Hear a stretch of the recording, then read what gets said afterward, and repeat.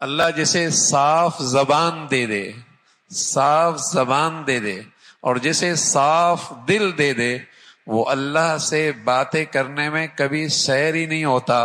اور دنیا میں اللہ سے باتیں کرنے کا انداز اللہ کے کلام کی تلاوت ہے۔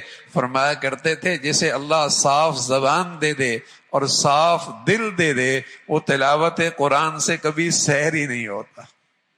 محبوب سے باتیں ہو رہی ہوں اور محبوب کا کلام ہو رہا ہو اور محبوب سے بات چیت ہو رہی ہو، کہاں آدمی سیر ہوتا ہے، کہاں سیر ہوتا ہے۔